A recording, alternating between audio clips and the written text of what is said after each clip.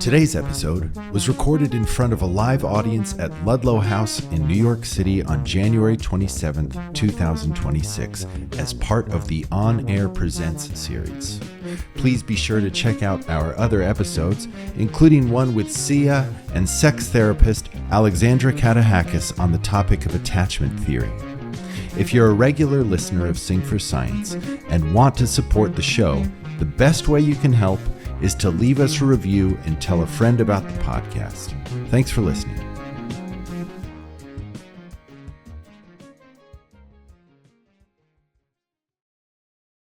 And so Mother Nature built us, our brains, designed to attach. Now, attach just means having that glue, that stickiness. It doesn't necessarily mean that we like the thing that we're attached to. We can like the thing, we can love the thing that we're attached to, but it's really a different dimension from love. Is it something I said? There's a cavity between us in this bed. Should I sleep or see how deep it is instead? Welcome to Sing for Science, the show where musicians and scientists talk about music and science. I'm your host, Matt Whyte. Each week we'll talk about a song by our guest artist and how it connects with our guest scientist's area of expertise. Today we'll be speaking with Alt-R&B singer-songwriter rum.gold to talk about his song, Is It Something I Said? The track and its music video explore generational trauma through an intimate portrait of a mother and son overwhelmed by depression, anxiety, and unresolved grief. Experiences that ultimately manifest as a shared compulsion to hoard objects. The song is part of rum.gold's two-part work entitled Is There Anybody Home? And builds on the nuanced storytelling around family and place of origin, first heard on his albums Thicker Than Water and U Street Anthology. Also joining us is Dr. Nim Tottenham, professor of psychology and chair of the department at Columbia University. Dr. Tottenham leads the Affective Neuroscience Lab, where she studies the critical developmental windows that shape how the brain grows in response to early caregiving and stress. Nim's research shows that when those early periods are marked by instability or adversity, the brain adapts in ways that can later appear in adulthood as emotional dysregulation, anxiety, depression, and difficulties with attachment and memory. The title of today's episode is It Something I Said? Echoes of Childhood Trauma in the Developing Brain. Ludlow House, please help me welcome rum.gold and Dr. Nim Tottenham.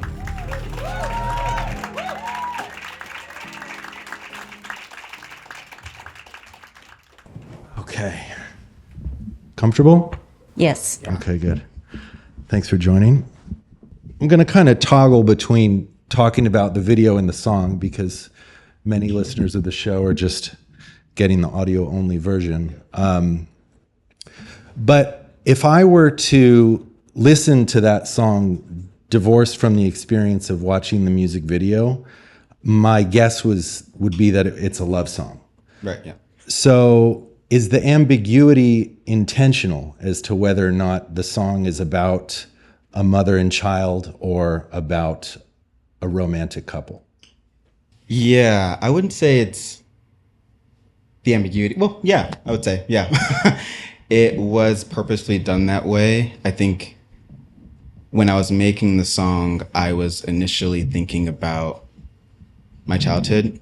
Well, I guess this entire song and video and this new era, if you will, is me mostly examining this link between my childhood home and this home that I was building for myself with my partner. And looking at all the things that were making me react to things in a specific way, or why I was upset at specific things, even smaller things like why I like to sleep with no pillows. And so in doing... Can I stop you and ask you why you don't like to sleep with pillows?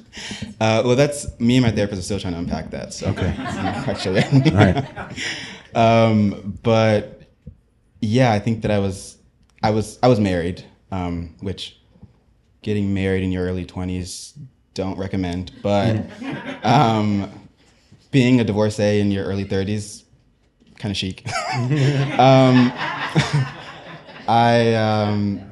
And so I think that I was really interested in, as that relationship was falling apart, essentially, I started to become more and more interested in why, for lack of a better word, why I was the way that I was. In doing so, I was trying to create this song that, I mean, we've all sort of asked this question, like, is it something I said to a partner at one point or another? And I think I was thinking about the earliest memories of sort of asking that question and who I was sort of directing it to. And what I recalled was growing up in this environment with a parental figure whose emotions were maybe a little bit unstable at times. When something were to happen, I remember as a young kid feeling like, okay, like, how do I make sure that whatever I did to cause this reaction, what can I do in the future to make sure that didn't happen? So I was kind of learning these sort of like safety mechanisms at a young age that carried on into my relationship. So that was the song. And then with the video, I knew that I wanted to essentially talk about this relationship with a parental figure. The hoarding aspect came a little later as I was sort of like passively watching reality TV. And I was watching like Hell's Kitchen and My Strange Addiction. And this was on YouTube, and so they just kept playing things over like as I was like cleaning dishes. And then one episode of Hoarders came on, and I remember watching this like mother who was a hoarder talk about her son, and she was like, I really hope that he doesn't become a hoarder as well. And I just thought that it was such an apt metaphor for this idea of like carrying things from your childhood home into your adulthood life. So, and just to explain for people listening in, how would you describe the relationship between mother and son in that video? I would say there's mostly neglect. There's a kid who is sort of like growing up more or less sort of on his own while there is someone actually physically there who isn't present. She's maybe going through her own sort of like depression or whatever have you. I don't want to put too much onto the characters, but I mean, her back is turned to the camera the entire time she's in bed. So depressed. Yeah, depressed, but I was mostly trying to like show this sort of neglect and this lack of something, even though someone's still there. And then how that translates into being an adult and knowing that there are things that are wrong in that situation, but still being attached to things that remind you of that situation, if that makes sense. There are references to on this part, because this is part of a larger work, and it just seems like there's a real audible through line. And you talk about, it just seems like the bed is this recurrent setting. Is that the bed? Is it like a representative of something of neglect, of depression? No, I would say that the bed is more so just this common space where you spend a lot of time with a significant other, but also where I spent a lot of time with like parental figure. Sometimes we sleep in the same bed until you're at a specific age. And so I thought that the bed was just like a perfect sort of like space to sort of talk about those two things. While I know most people listening will think that a lot of the songs are about a relationship, like a romantic one, I like that once you watch the visual, you can shift your perspective a little bit to be like, oh, well, that still also applies to the other relationships in my life. Yeah, 100%. And I was listening to the U Street anthology, so that's less about family of origin, more place of origin, the album you made. But it would seem to me like from the first song that your focus on relationship between mother and child is not a new one. You know, like those first lyrics, some of those first lyrics I wrote them down because it's like a monologue from a mother. This is the first song on a record you made a few years ago. Mother says, I'm a kid raising a kid. I don't know shit about being a mother. I had no mother who could teach me. And when I first read about your record and the concept behind it, like this idea of generational trauma kept coming up. So why is that a theme that you think you keep going back to? That is a great question. I think I was talking to Nim about this earlier, where like I never really think about the why that much. It's just what I feel like I have to talk about. Yeah. It's just a feeling, and I kind of follow that feeling. It's the thing that most inspires me. It's the things that I feel most attached to in some ways. Talking about attachment. I would feel like I were being dishonest if I were to write things that I felt like other people wanted versus what I feel like I need. I think in the earlier days of writing and creating, I wasn't aware of how much it was sort of like helping me actually unpack things as I was making them. It's really tough when you're like creating bodies of work, releasing them without actually doing the work behind the scenes, because then you get phone calls from family members. So yeah, and it's still, to this day, that's still how things go. But yeah, I would say it just felt like what I had to do. That's just kind of most what I'm drawn to. Yeah. I like one director who I really love, who does this a lot also, is Ari Aster, where he talks, like a lot of his films are about like family, or like there's some other figure who's like really intense. And I remember being like, oh, this guy's sick. I wonder what his like family dynamic is like his relationship with his mother, which turns out it's like pretty great. Like, it is? Yeah. Okay. I'm like, yeah, Ari Aster, like my culture's not a costume, but yeah, his relationship with his parents and family is like really great. But I'm just drawn to it. Interesting. Yeah. Well, I've listened to a couple of lectures of yours, Nim, and I know that when you point out that when we talk about caregiving most generally, more often than not across species, ours included, we're talking about a mother and offspring. So I think a good entry point, tell me if I'm wrong, but a good entry point to talk about why your lab believes it's important to focus on this area of study is you have a hypothesis as to why our relationship between caregiver and offspring is so protracted, so inefficient compared to other species. So inefficient. It's inefficient in some ways because we have to take care of our kids for a long time compared to other species, but it's highly efficient in other ways because it gives us this really long time to learn about social relationships, which in humans are very complex. But, you know, what I really was struck by in the song as well as the video is the intensity of that attachment relationship, which I think you described so well at an emotional level, which, as you're pointing out, is so intense because it's actually critical for our survival.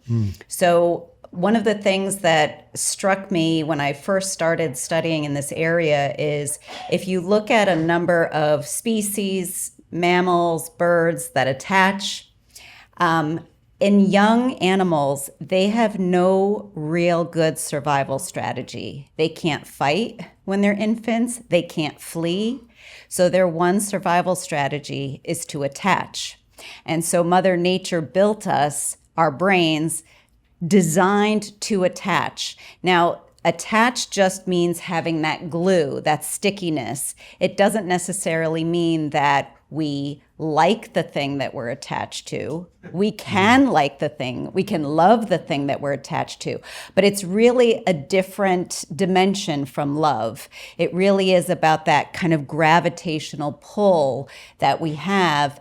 And I really, you know, I whether you were conscious of doing it or not, I think that your brain, maybe a non-languageable part of your brain, knew that this ambiguity, whether we're talking about the parent-child relationship or our romantic relationships, are really one and the same. And this is where a lot of the intergenerational transmissions of our intimate relationships come from.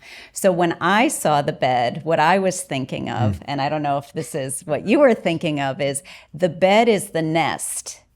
And we are raised in the nest, and in some ways we're always wanting to return to the nest, especially in the instance of a highly insecure relationship, whether it's an insecure relationship with the parent early on, an insecure relationship with our romantic partners, with the world later on.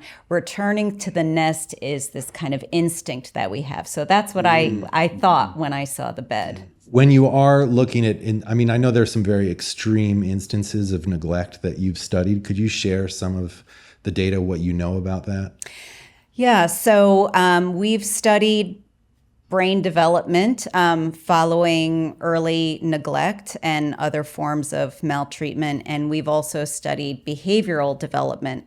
So I'll just quickly say on the behavioral end, one thing Rum and I were talking about backstage is the hoarding aspect. And I asked why the hoarding. And I thought it was so interesting because actually for many children who experience extreme neglect, this type of hoarding behavior is not uncommon, where children may tuck things into their beds and the parents discover them after the fact, whether it's food, candies, toys. So to me, that speaks to this yearning, this hunger to be attached to something. And if it can't be a person, then it might be things that are associated with that person. And the thought of letting that go is just too painful to bear. In terms of brain development, what we've seen, we focus very narrowly on two brain regions that you all may be familiar with. One is the amygdala, which it's a deep set of nuclei in the brain that are responsible for our big emotions, for paying attention to what's potentially dangerous, what's potentially really rewarding. And the amygdala has these connections with the prefrontal cortex in adulthood. The prefrontal cortex is really good at quieting the amygdala, at soothing the amygdala. So in adulthood, when we're regulating our emotions, we're using our prefrontal cortex to quiet down our amygdala. But a lot of our research and other research has shown that that prefrontal cortex takes a long time to develop. So some of you may know the age at which the prefrontal cortex is adult-like. It's about 25, which car rental companies found out before neuroscientists. And so that really begs the question of, well, what is regulating that amygdala before the prefrontal cortex develops? And one of the big stimuli that we want to pay attention to is the caregiver. So the caregiver we should think of as this extension of our brain when we're young children, who's helping our brains regulate and our emotions regulate at a time when our brain isn't quite ready to do that yet. And so by understanding how early experiences are helping to shape brain development, it gives us deeper insight into why we act certain ways emotionally when we're adults, or why we have certain romantic tendencies, romantic attractions as adults, and so on. And so this also gives some insight into risk factors for a number of mental health problems like anxiety and depression, which on average tend to show their peak age of clinical onset, that's what's plotted in red, around this transition from childhood into adolescence. So if that's when the peak clinical onset is occurring, a lot of our research is interested in the antecedent period. What's happening before that transition to adolescence? What's cooking in the brain, so to speak, to help us identify those factors that are placing us at greatest risk, but also those factors that might be giving us the most resilience against developing some of those mental health problems. And when we're talking about regulating and down regulating, that's another way of saying calming down. That's right. And then like in the attachment literature, I sometimes hear this term co-regulating. Mm-hmm. What does that mean?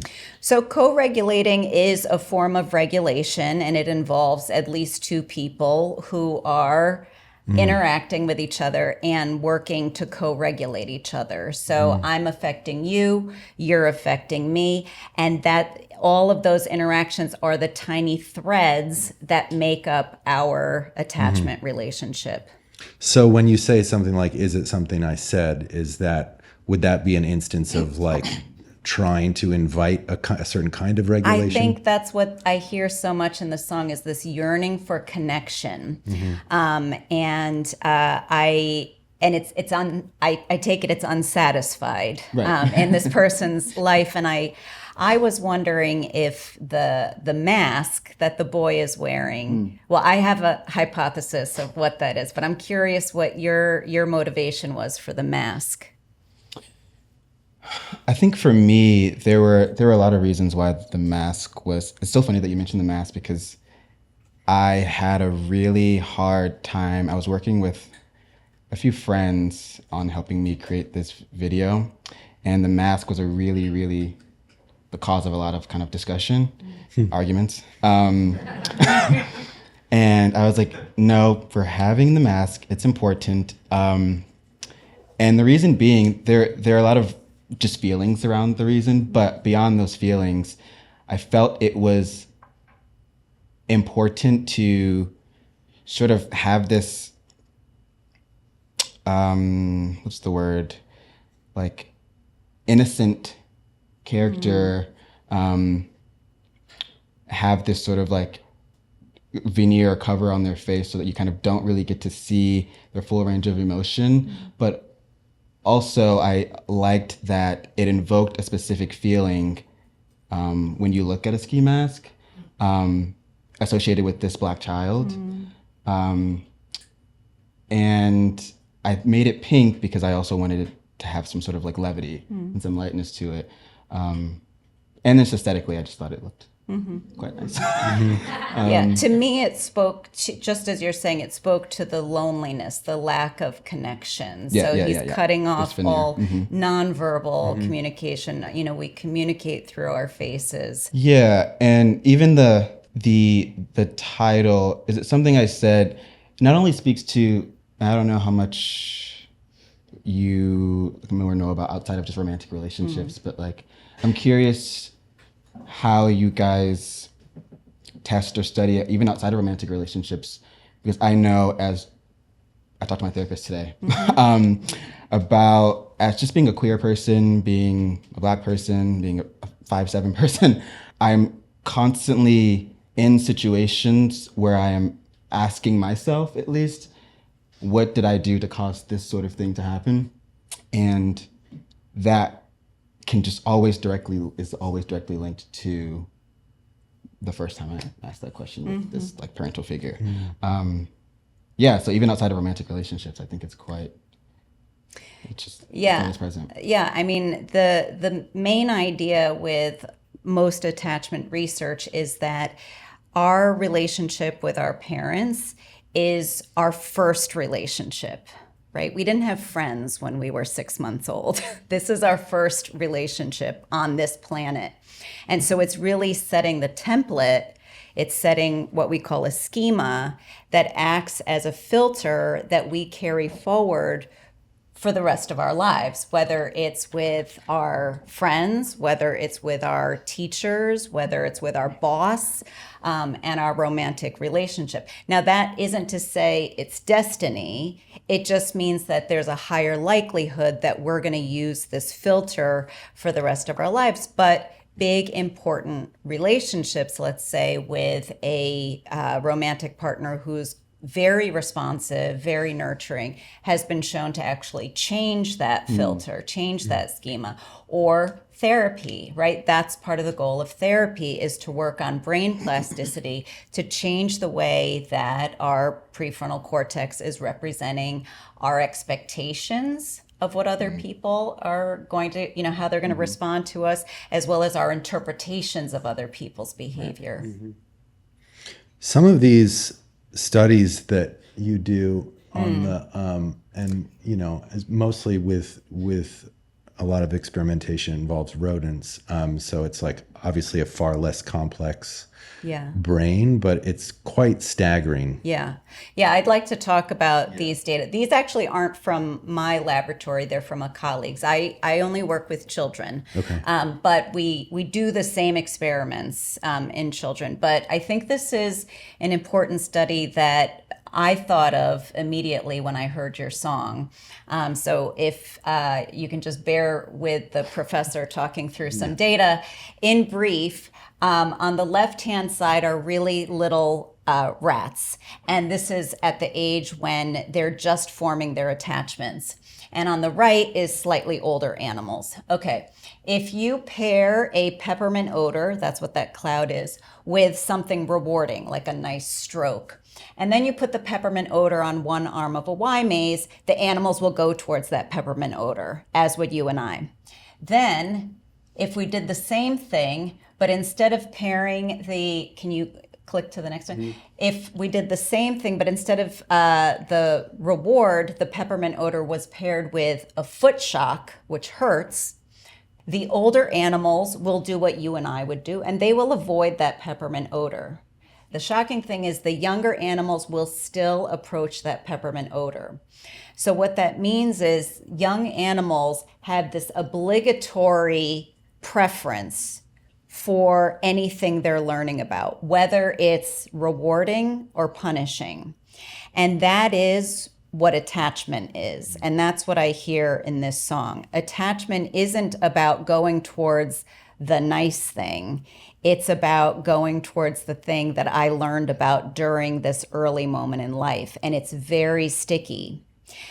Moreover, going to the intergenerational piece, these animals will hold on to that preference so that these 8-day-old rats who are preferring a peppermint odor paired with a foot shock, which hurts, they will carry that forward into adolescence and adulthood. So they will continue to prefer that stimulus even though it had been paired with pain. And so I think that those types of data set up really interesting models for us to think about in terms of human behavior that carries forward from early attachment experiences we have, and then later romantic choices that we make in adulthood. So you might seek out, if you were a victim of child abuse, you might seek out an abusive partner. Well, that would be the hypothesis, but I would say it's, none of this is conscious, but there might be something that is pulling us. So an example that I often tell my students is, you can think about things that you're attached to that are not pleasant. So for me, my father smoked cigars, and I know that cigar smoke itself is not pleasant for me anyway. But when I smell it, there's something that draws me in.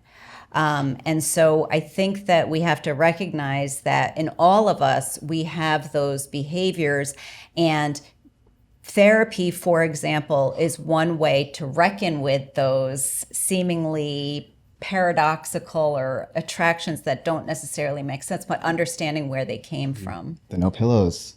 It hurts, but I don't know. A pillow hurts. No pillow. I like to sleep with no pillows. I see. But okay. Is it could it be like a deprivation thing? Like literally an armchair psychologist here. No, literally. I don't know. Aaron, my therapist, if you're listening, I'm not quite sure yet, but we're working through it. Mm-hmm. But it's interesting that you talk about the cigar smoke and all these things, because this is kind of a light example of the pillows, but I can recall other things where I'm like, I don't know why I do that. Mm-hmm. I just am drawn towards it. Mm-hmm. While we're talking about the rodent experiments, tell us about the forced swim test. That is that is the finding. I kind of have to back up here. So everyone's with me on the data I presented so far. Okay, so that was the first set of findings that I thought were really incredible, but made a lot of sense to me. When we think about, for example, children who might go through the family court systems, if they experience, let's say, maltreatment, and do not want to be separated from their parents because of this, because they are still very much attached to their parents. It doesn't mean that it's a healthy attachment, but there is a very strong attachment. Okay, so that was the first thing. The next finding that really was amazing to me is if we now pay attention to those older animals who were acting like you and I would, they were avoiding that peppermint odor if paired with a foot shock. If we now have them do this whole experiment, but their mother is next to them, their mother's presence is going to make them act like the younger animals. So if you can go to this next slide.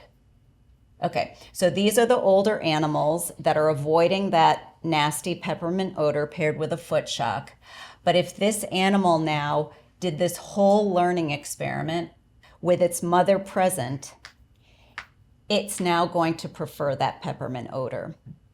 And the reason it's doing that is because the mother's presence, and I'm saying mother here because these are rodents, and only mothers raise the young. If we were talking about humans, we could be talking about fathers as well, whoever the primary caregivers.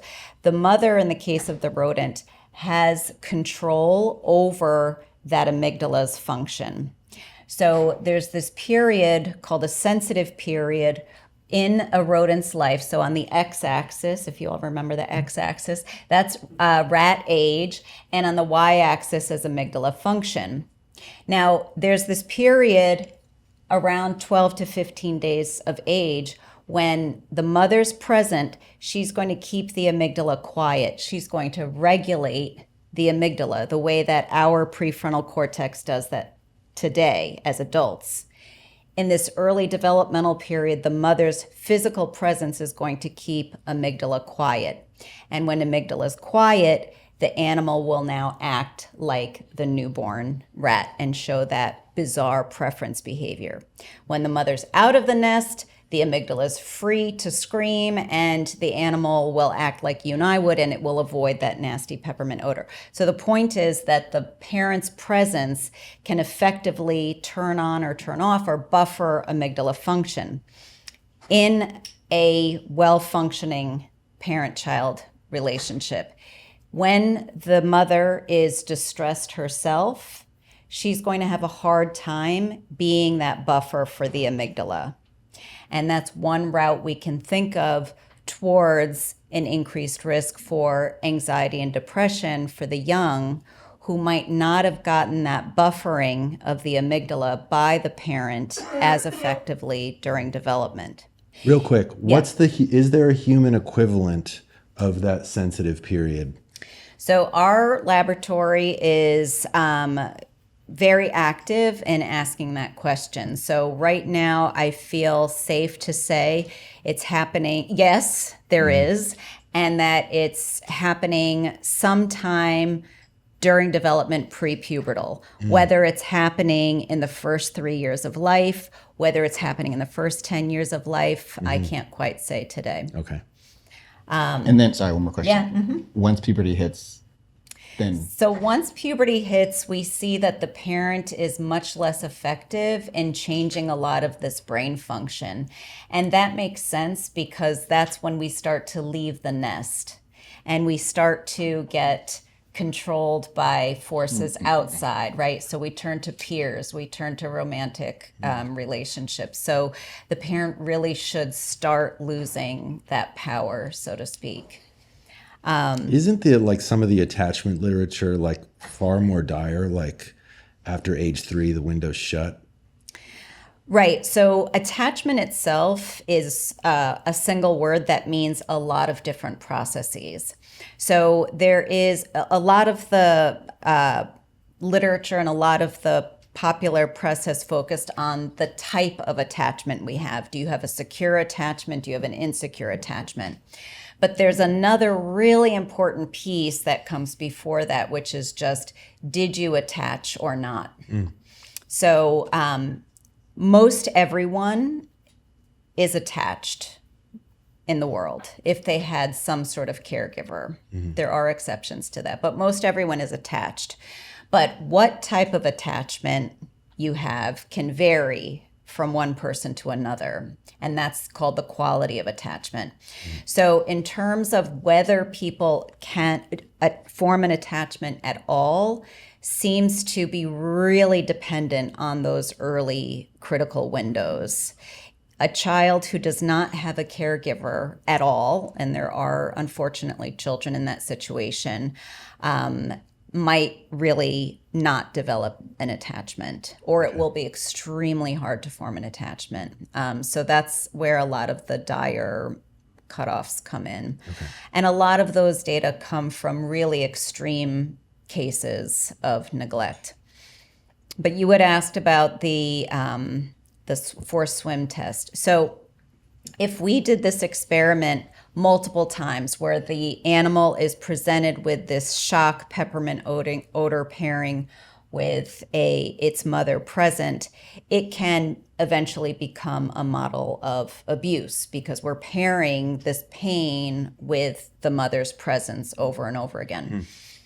And I should, by the way, give credit to the scientists who actually did this, as Regina Sullivan's group at NYU.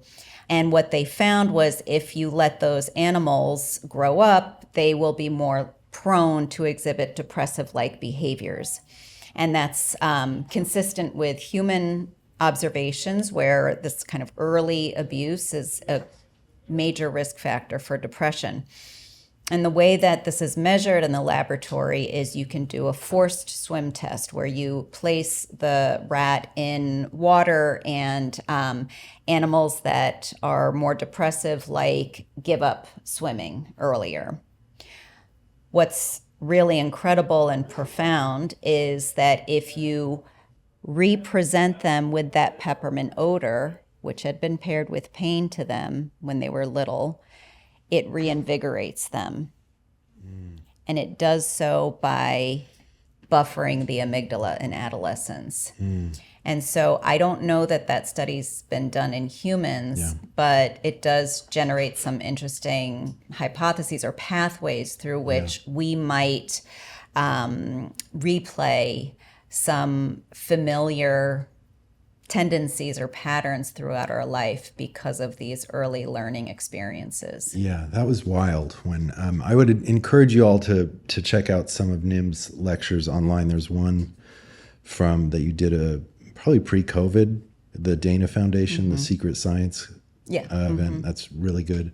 We have time for a couple questions from the audience. Does anyone have a question? What does it look like with no attachments? The question is, what does it look like with no attachment? So again, no attachment is very rare, but when it happens, it can be quite devastating socially, emotionally, and cognitively because this early attachment is what we call an expected event.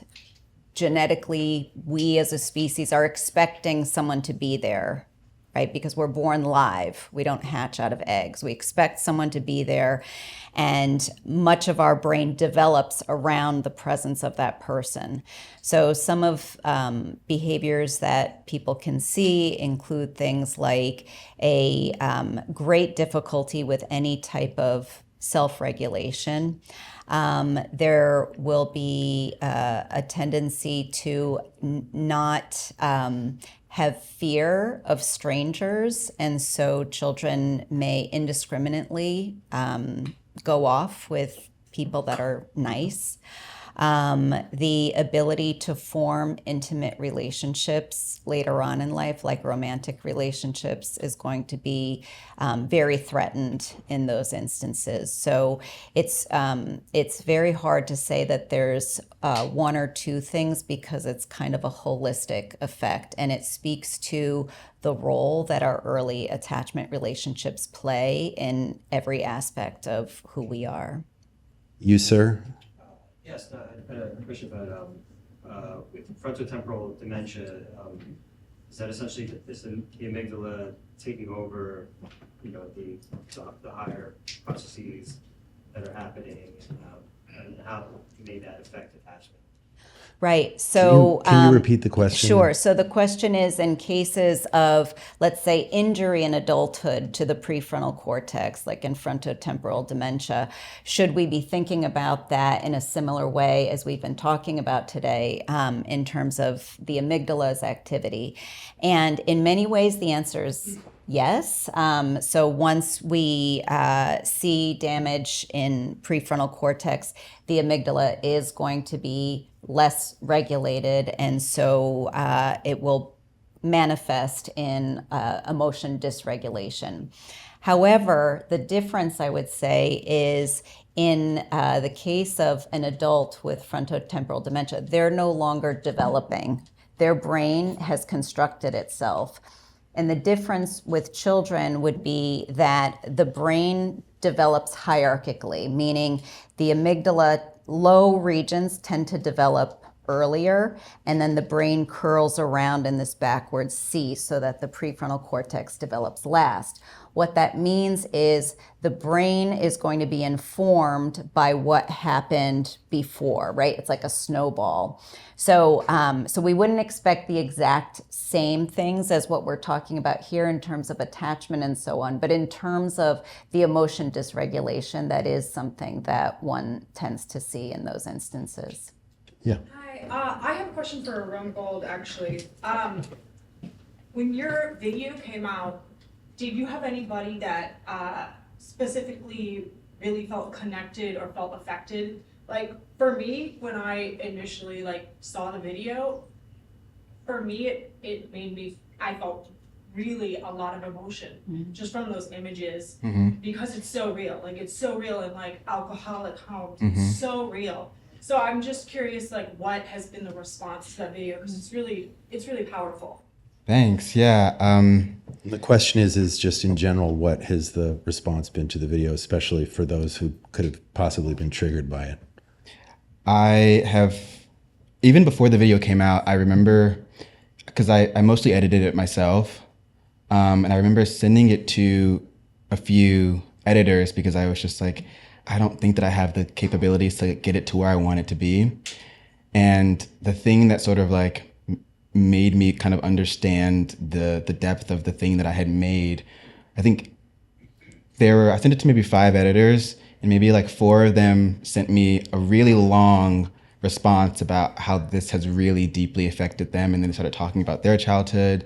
A few of them said that they were brought to tears. So I think I realized before it even came out that I had kind of done what I was trying to set out to do in a lot of ways. And then even after it's come out, every now and then someone will tell me that. I think it's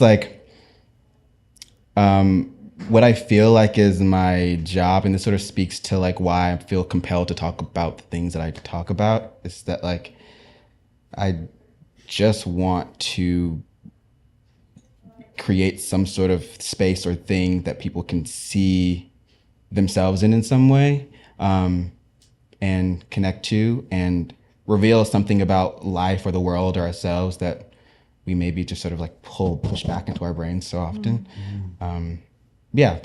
People have said that. Thanks. Do you have one more question for Nim? One more question for Nim. I know you said that 13, the puberty is when kind of we start to want distance from our parental figures. Is there an age where you feel it's that stops and we start to actually crave that connection again? So the truth is, I would say we always crave the connection. Okay. But adolescence is a time when we're more likely to have additional pulls in our life. So parents who struggle with adolescent children and moodiness and rebelliousness, I often think, well, thank goodness for the sake of our species that adolescents do become difficult, because they have to leave the nest. Otherwise, we would never procreate and survive as a species.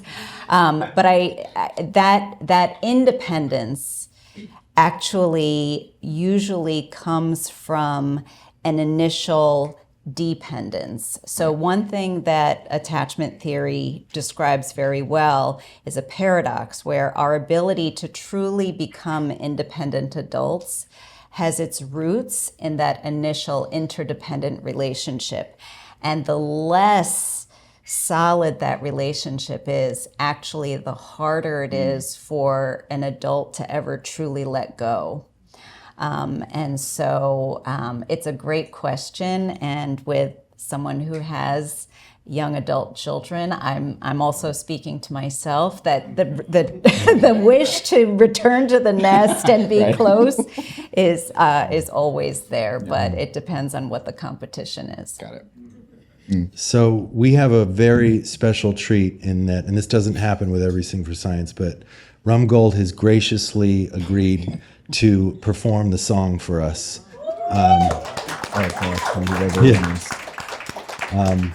Thanks again, all of you, Ludlow House on air for having us, and Dr. Tottenham, thank you. And you're going to be, you just added a second night to your set of New York shows? Yeah, Public Records. The second night is on March 7th, so if you're around, please. Awesome. Okay, great. Yeah, should I sit here or should I go over there? You can sit wherever you want. Okay. I don't know where I should. I guess like. Do you want to stand or you want to sit? I'm probably gonna sit. Okay. Being honest. Okay, great. You take my chair.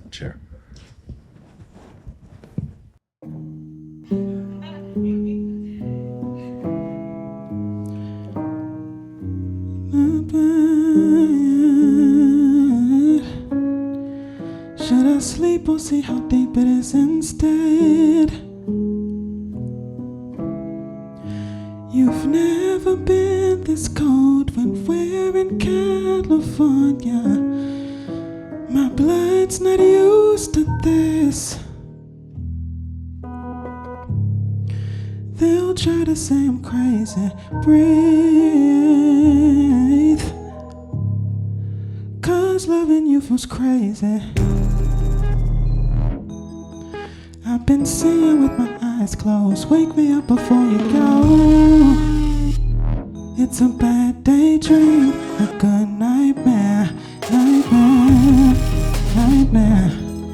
I always know when something's wrong. I see you when you're out of sight. It's killing me tonight. I don't wanna. Is it something I said?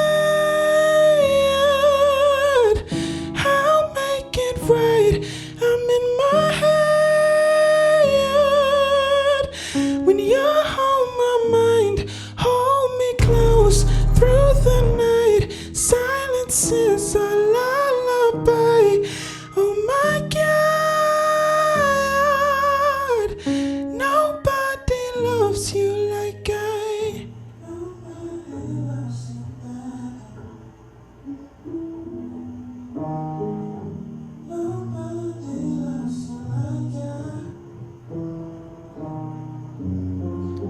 Nobody loves you better. Oh, nobody loves you like I.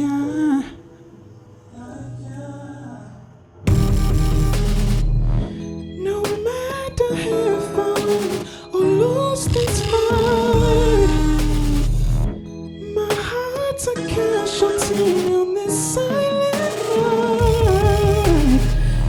I love you even more when you're out of sight. So just tell me, baby, what's on your mind? Something I said. I'll make it right. I'm in my head. When you're on my mind, hold me close through the night. Silence is a lullaby. My God, nobody loves you like I.